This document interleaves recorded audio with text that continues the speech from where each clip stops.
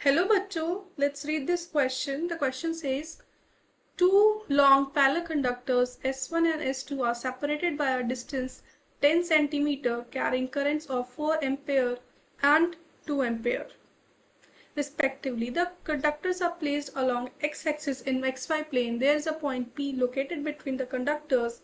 A charged particle of 3 pi coulomb is passing through the point P with velocity v vector equals to 2 I cap plus 3 j cap meter per second, where I and j represents unit vector along x and y axis respectively. The force acting on the charged particle is 4 pi into 10 raised to the power minus 5 minus x I cap plus 2 j cap Newton. The value of x is key concept. की concept होगा force on a moving charge in uniform magnetic field.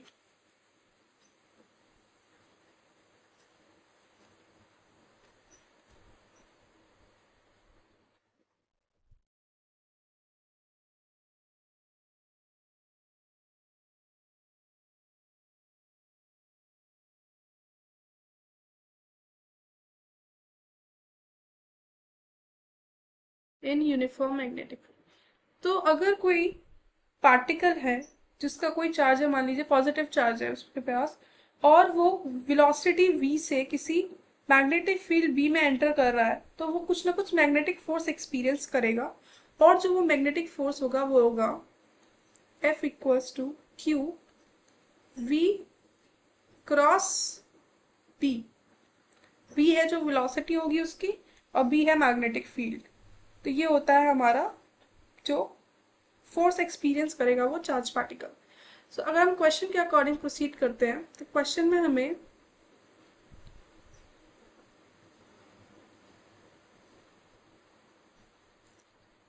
दो parallel conductors given है. ये z axis x y. Question में हमें दो parallel conductors given है जिसमें करंट, एक में जो पहला कंडक्टर है S1 उसमें करंट इस डायरेक्शन में 4 एम्पेयर है, और दूसरा जो कंडक्टर है S2 उसमें इस डायरेक्शन में जो करंट फ्लो कर रहा है वो 2 एम्पेयर करंट फ्लो कर रहा है. और इनके बीच में एक पॉइंट है P जिसका डिस्टेंस S1 से जो है वो 4 सेंटीमीटर है, और जो ये टोटल डिस्टेंस है वो है S1 और S2 के बीच में 10 सेंटीमीटर. तो पॉइंट P का डिस्टेंस S2 से हो जाएगा हमारा 6 सेंटीमीटर, और इस पॉइंट P पर एक जो पॉइंट P है वहां पे एक चार्ज पार्टिकल रखा गया है. जो चार्ज है उस पे वो है 3 पाई कूलम. तो सबसे पहले जो ये पार्टिकल है वो जो एक्सटर्नल फील्ड में कोई चार्ज मूव करता है तो वो कुछ ना कुछ फोर्स एक्सपीरियंस करता है, जो कि होती है F equals to Q V cross B. तो सबसे पहले हम फील्ड निकाल लेते हैं कि पॉइंट P पर कितनी फील्ड होगी. पहले तो S1 कंडक्टर की वजह से, S2 कंडक्टर की वजह से, फिर हम उसको इस फॉर्मूले में पुट करेंगे क्योंकि वेलोसिटी हमारे पास है, चार्ज हमारे पास है, हमें सिर्फ मैग्नेटिक फील्ड चाहिए ताकि हम फोर्स निकाल सकें. तो सबसे पहले हम मैग्नेटिक फील्ड ही निकाल लेते हैं. तो ये जो हमारा S1 कंडक्टर है जिसमें 4 एम्पेयर करंट फ्लो कर रहा है, और ये पॉइंट P से 4 सेंटीमीटर दूर है.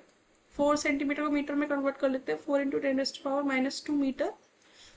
तो जो हमारा मैग्नेटिक फील्ड होता है वो होता है B1, S1 कंडक्टर की वजह से B1 मैग्नेटिक फील्ड मान लेते हैं, mu naught by 4 pi 2I1 pi R.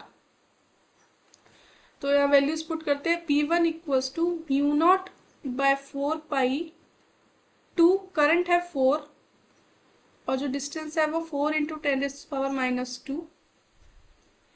तो अब जो हमारा डायरेक्शन क्या होगी इस मैग्नेटिक फील्ड की, तो जिस डायरेक्शन में करंट का फ्लो होता है उस डायरेक्शन में आप अपना राइट हैंड का थंब रख ले, और जिस पॉइंट पर आपको मैग्नेटिक फील्ड निकालनी है कि क्या डायरेक्शन होगी, तो वहां पे पाम को देखिए कि पाम की हमारी डायरेक्शन क्या आ रही है.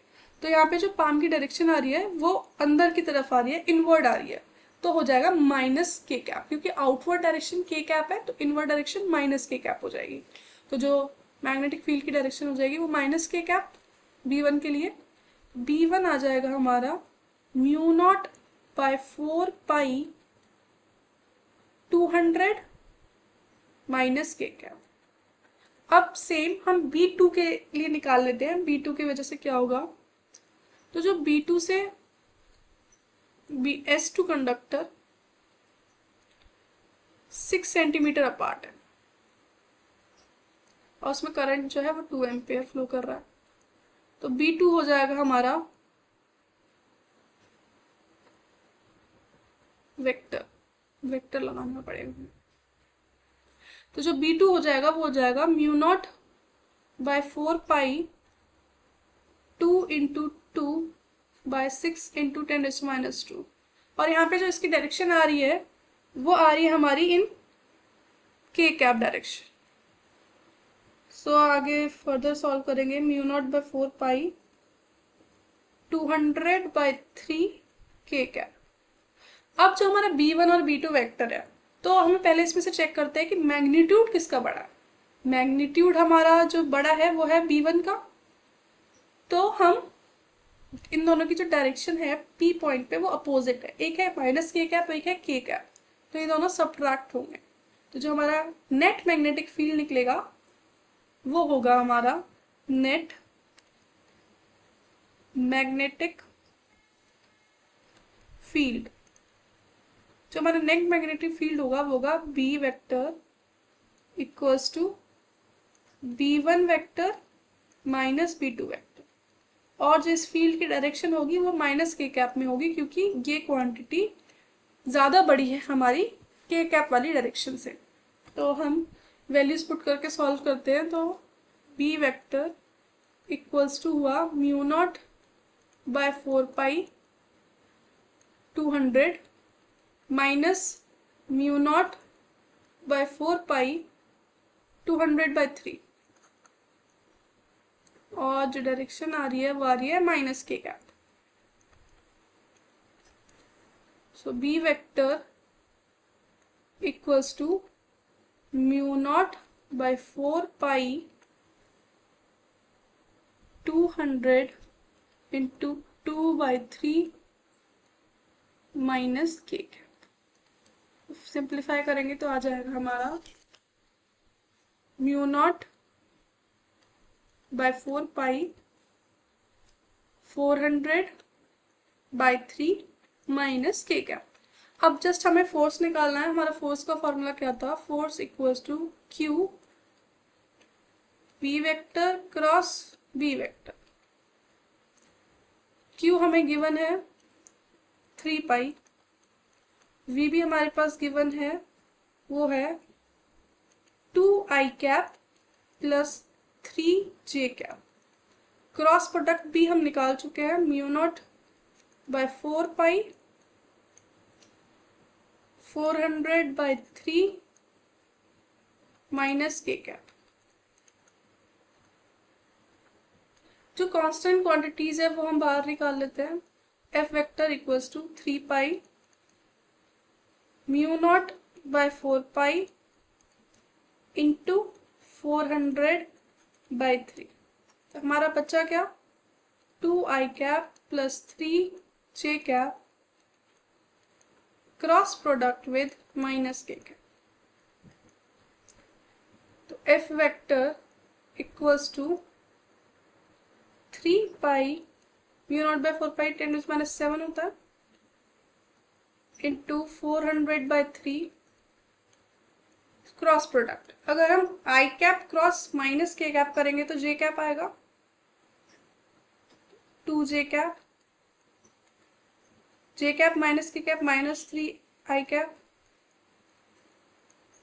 ये हो गया हमारा फोर्स।